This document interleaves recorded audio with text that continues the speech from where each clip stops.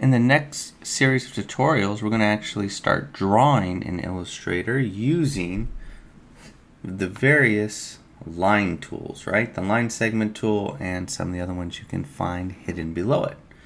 What we need to do is create a new document. So if you've been following along with me and you still have a document open, let's close that one. So click on the X. We don't want to save any changes. We don't need that. And then we're going to create a new document. So Command N for a new document. We want to come under Art and Illustration, Letter, change it to inches, and we want to be in landscape orientation. All right. So 11 inches wide, 8.5 inches tall, RGB color mode. Click Create. Don't worry about this. Close that if it pops up. Now we have this artboard. We want to center it in the kind of middle of our work area. So I'm going to hit Command 0. And you'll notice that will jump it up and kind of center it in the middle of our work area. We're at 121% and an RGB document. We are going to be using the line tool and the other tools within that, so we might as well click on it and then click that little arrow and pull that off because we are going to need this, okay? Next, we're working in our layers over here. And this layer is going to be used for guidelines to help us kind of line up some of the stuff we're going to draw. So I'm going to double click right on the words layer 1 and I'm going to rename that guidelines. Next, we want to create a new layer that we're going to draw on. So working smart, being a good designer, staying organized, working smart, is having multiple layers. So you have certain parts of a design on different layers. So right now we're going to have guidelines and I want to create a new layer. Now you can click right here where it says new layer, but I want to click and name it at the same time. So I'm going to option click on new layer. It's going to pop up this layer options panel. It creates a new layer called layer 2 and it highlights this area called name, and I'm going to call this line art. And you'll also notice it says color light red. The lines we are going to draw are not going to be red. All that means is that this layer is red. And in a minute when we start to draw stuff, you will see what I mean. Objects created on that layer, the paths, which we're going to discuss, of those objects are going to be red. Objects created on the guidelines layer, the paths would be blue, and so forth. So that way you could tell quickly which layer you're working on. It's a little confusing at first why that path line is red, but that is because the layer option for this layer is red. So I'm going to click OK.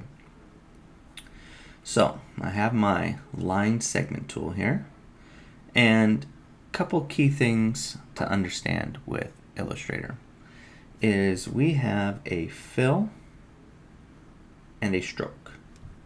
A fill and a stroke, and over here a fill and a stroke. A line doesn't have a fill. A shape has a fill. Something with multiple sides, you fill in the multiple sides. A stroke is just a line or the outline of a shape. So we do not want a fill on the line, mess things up. How do we fix that? This right here, none. This white box with a red line means none. We want no fill. We want to keep a black stroke, no fill. So we can just click that, right? That gives us no fill, and you notice it switches it all around. All right, and that's what we want. Now we're just going to draw out, and we're on the line art layer here. We're going to draw a line. And right now, that line looks red, even though our stroke is black because we haven't created it yet.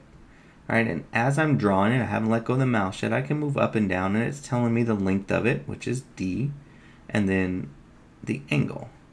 All right, if I wanted a perfectly straight line, I hold Shift. All right, Shift, straight line, or if I move my hand up, 45-degree angle as I'm holding shift, okay?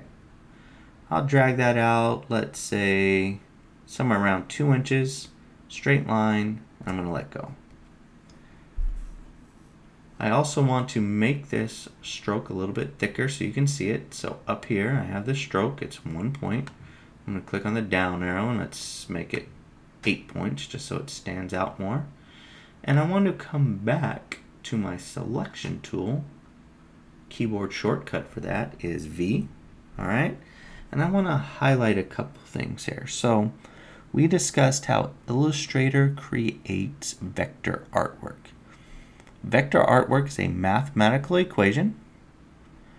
There are no pixels. So what are the parts of vector artwork?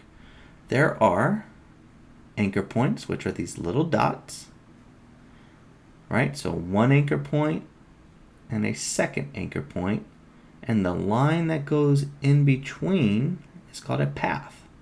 So we have an anchor point, and the line in between those anchor points are a path. So objects are made up of anchor points and paths. Vector artwork is made up of anchor points and paths. With the selection tool, which is the black arrow, if I click, I can move this arrow or this line all around, all right? I can take one of the anchor points, I can click on it and drag it all the way out. If I want to keep it a straight line, I hold shift, and I can drag this out however long I want. I'll go to about 5 inches. Doesn't have to be exact, somewhere around 5.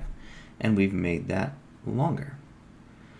Also, with the selection tool, the black arrow active, if I come around and I'm close but not touching the anchor point, you'll notice that black arrow jumps to a curved 2 arrows. What does that mean? That means that now we can rotate that line or that object. And again, if I hold shift, rotate in 45-degree angles. Next to the selection tool, we have the white arrow, also known as the direct selection tool, which you access via the A key on the keyboard. The shortcut for the direct selection tool is A. You're going to use these a lot, so I highly recommend that you remember that the selection tool, or the black arrow, is V, and the direct selection tool, or the white arrow, is A. Now, what's the difference between the selection tool, the black arrow, and the direct selection tool, the white arrow?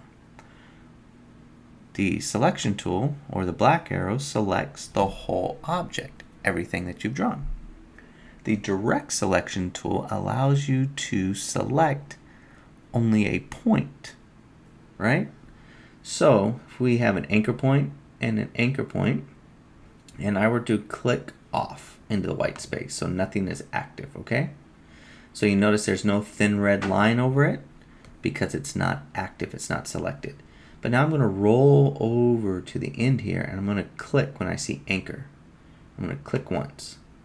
And you will notice there is a filled in red anchor and a white or not filled in empty anchor down there. That is telling me that I have this point selected but not this point. So I can then, with that selected, I can move it, drag it, and it's not affecting this one. Or I come down here and I select this, and I'm moving that point. That one is not selected. I can command click, or shift click I think it is, sorry about that, shift click, and now I can have both points active.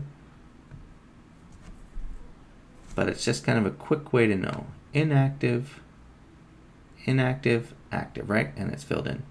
Another thing with the line tool, if I click on here, like we can click and we can drag, right? We can also, with it active, we can just click.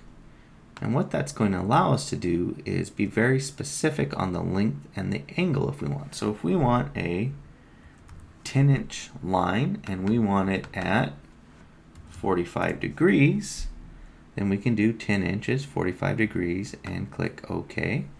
And it will automatically do that for us. I'm going to take my selection tool and then move it down just so you can see it. Alright, so I can click on it, click in the empty space, change it to 2 inches, 90 degrees, click OK, and now we have a 2-inch line. I was at the 90 degrees mark. Okay, we don't need any of these. I'm going to move this out of the way slightly. These are just scribbles just to kind of show you how the line works, or the line segment tool. So with my black arrow selected, you'll notice I am clicking and dragging, making a marquee selection, highlighting those lines. They're all within this red bounding box, means they're all selected. Now I can hit the delete key to get rid of them. That's the basics of the line segment tool.